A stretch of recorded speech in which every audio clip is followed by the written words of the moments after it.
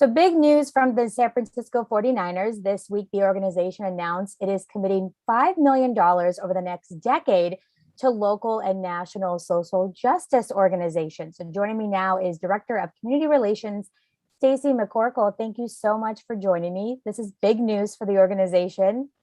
Thanks for having me. Of course. You want to explain the program a little bit for those that haven't heard of it? Sure. Well, last year, following the murder of George Floyd, the York family pledged $1 million to support organizations working towards social justice. And with the help of our players, our Black Employee Resource Group, the Community Impact Department, and others throughout the organization, we identified 10 organizations that were doing incredible work in the community. And just halfway through that 2-year grant cycle, we've already seen so much tangible results from those grantees. And it was just clear that they're creating the type of change that we really need in our community. And it's something that we want to continue investing in. So the York family is committing an additional $5 million in grant funding over the next 10 years through 5 additional 2-year grant cycles to support local and national nonprofits working to create racial equity in policing, ending mass incarceration, and promoting educational and economic advancement. So last year's initiative, when this all kind of came to a head and the team decided to do something following the George Floyd protests and whatnot, were you just getting an influx of people that wanted to be a part of this that made the team realize, okay, you know what, this could be a long-term thing? Or is it just knowing that this is where the world is right now? I think, it's a little bit of both. This isn't a new space for us to be working in. We've been supporting organizations working in criminal justice reform for 2 decades now. We, through the York family, committed $1 million in 2016 towards social justice organizations.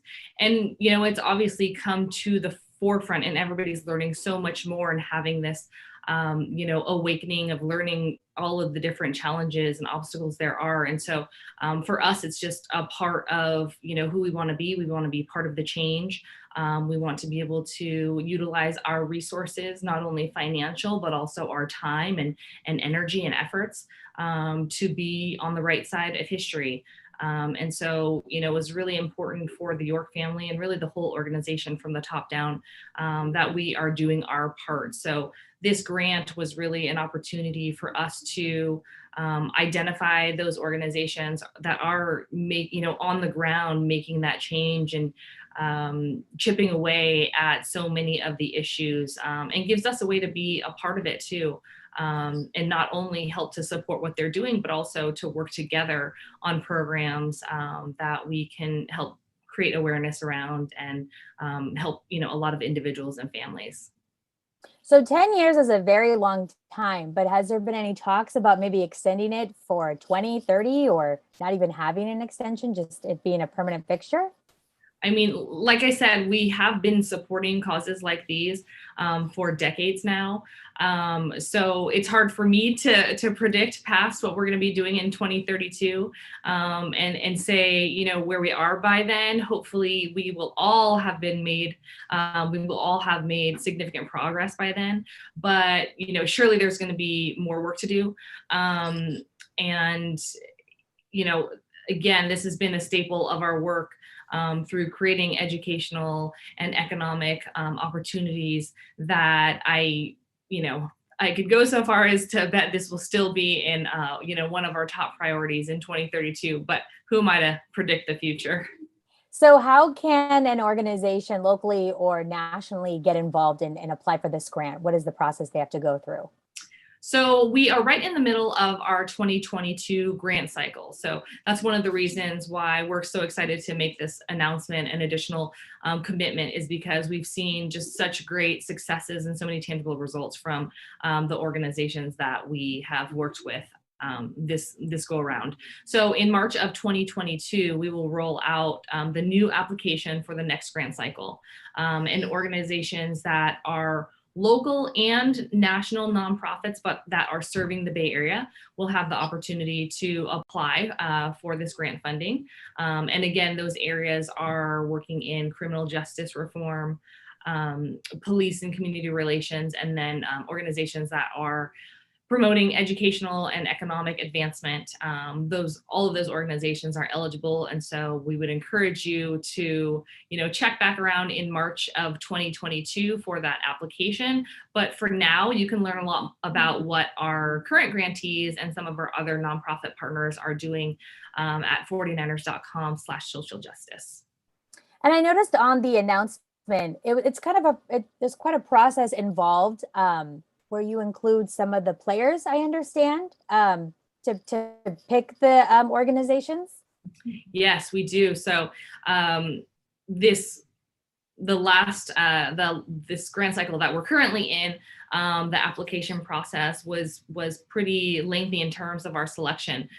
We had a ton of just incredibly qualified organizations that are all doing unique individual work that is all helping to eradicate systemic racism and injustice. So we had some incredible applications that we needed to go through. So we got involved. We got many different parts of the organization involved, and the players were kind of that last step. So we had employees from our Black Employee Resource Group. We had members of our Community Impact Department. We had executives. They all worked to kind of filter, choose the cream of the crop of those applications. And then we worked with our players to, they actually met with each of the organizations, and the organizations were able to present to this group of players on their work and what they believe they could accomplish with our grant funding.